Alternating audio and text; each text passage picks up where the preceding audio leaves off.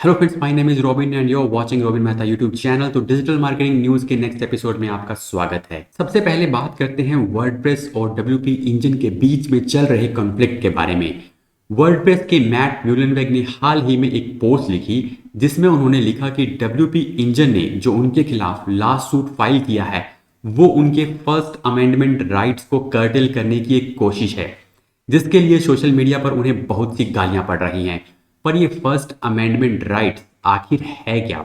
उससे पहले अगर आपको डब्ल्यूपी इंजन और ऑटोमेटिक के बीच की पूरी फाइट की कहानी के बारे में नहीं पता है तो आपको ये वीडियो जरूर देखना चाहिए। According to Cornell Law School, generally a person can not be held liable either criminally or civilly for anything written or spoken about a person or topic so long it is truthful or based on an honest opinion and such statements। यानी किसी person ने कहीं public space में कोई बात कह दी तो उस पर इस तरह से केस नहीं किया जा सकता। तो मैट ने ऐसा इसलिए कहा क्योंकि उन्होंने डब्ल्यूपी इंजन के खिलाफ कुछ बोला था और उसी की वजह से डब्ल्यूपी इंजन ने लॉसूट फाइल किया है।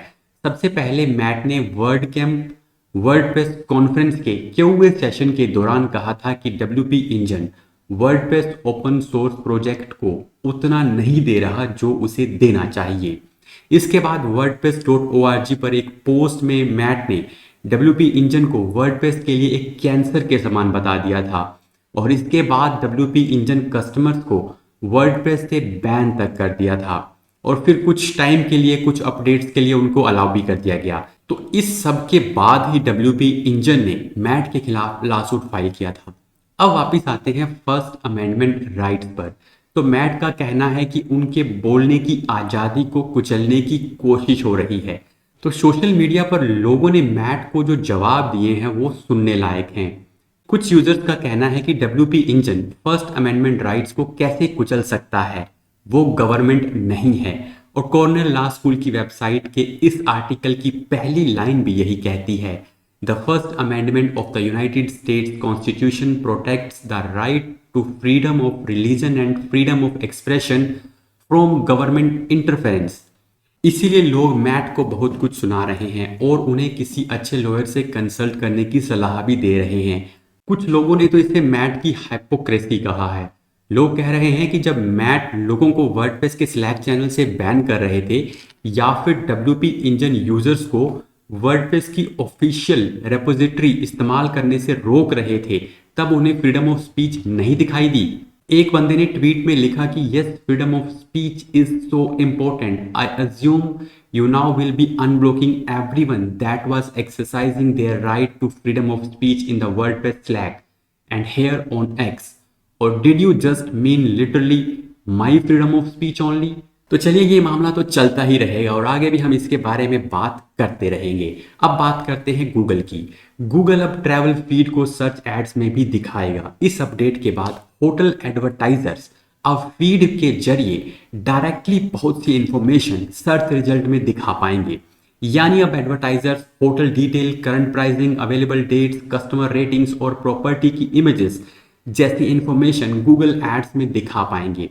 इस पर गूगल ने कहा है कि एड रेलेवेंस, क्रिएटिव और क्वेरी के बेसिस पर होटल प्राइस और landing pages automatically hotel center feed से ले लिए जाएंगे। गूगल के डाटा के अकॉर्डिंग जो लोग सभी फॉर्मेट्स को यूज कर रहे हैं उनके सीटीआर में 20% तक इंक्रीज देखा गया है। इसके लिए आपको होटल सेंटर फीड को गूगल एड्स अकाउंट से लिंक करना है और सबसेट फीड्स को स्पेसिफिक प्रॉपर्टी के साथ भी लिंक करना है। अब बात करते हैं रेडिट एड्स की। गूगल और मेटा एड्स की तरह से ही रेडिट भी अपनी एड्स को लगातार इंप्रूव करता जा रहा है और इसी कड़ी में रेडिट ने एड्स के लिए कीवर्ड टारगेटिंग फीचर को इंट्रोड्यूस कर दिया है। रेडिट अपनी पावरफुल सब रेडिट्स के लिए फेमस है। ये दूसरे सोशल मीडिया से अलग है जहां पर रूल्स बहुत ज़्यादा स्ट्रिक्ट हैं और यही वजह है कि रेडिट कम्युनिटीज, जिन्हें सब रेडिट्स भी कहा जाता है, वहाँ लोगों की एंगेजमेंट बहुत ज़्यादा होती है। इससे पहले रेडिट में कीवर्ड टारगेटिंग सिर्फ कन्वर्जन प्लेसमेंट के लिए ही अवेलेबल थी, पर अब इसे फीड और कन्वर्जन प्लेसमेंट्स दोनों के लिए शुरू कर दिया गया है। इस अपडेट से एडवर्टाइजर्स को रेडिट पर चलने वाली कन्वर्सेशंस के बीच वहां पर अपनी एड्स दिखाने का मौका मिलेगा जहां उनके प्रोडक्ट या सर्विस से रिलेटेड बातचीत हो रही हो। और रेडिट के डाटा के हिसाब से जो लोग कीवर्ड टारगेटिंग कर रहे हैं उनके कन्वर्जन रेट्स में 30% तक का इजाफा हुआ है।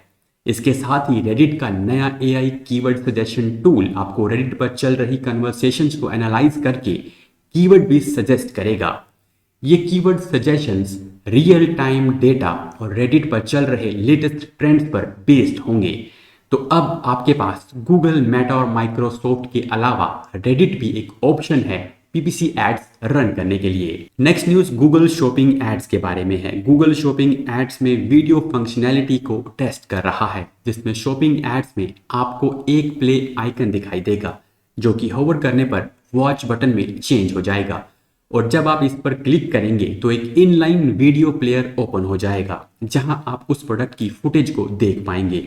ये कुछ वैसा ही हुआ जैसा गूगल एआई ओवरव्यूज, यानी वेबसाइट पर गए बिना गूगल का आंसर दे देना। यहां बस टेक्स्ट को रिप्लेस कर दिया गया है वीडियो के साथ। इससे आपकी एड पर इंटरेक्शन तो बढ़ेगा पर लैंडिंग पेज पर ट्रैफिक कम हो सकता है, क्योंकि गूगल यूजर्स को अपने इकोसिस्टम में रखना चाहता है। पर ये देखना होगा कि क्या गूगल इसे बड़े लेवल पर भी लेकर आता है या नहीं। तो ये थी इस हफ्ते की डिजिटल मार्केटिंग न्यूज़। अगर आपका कोई सजेशन है तो आप कमेंट करके हमें बता सकते हैं।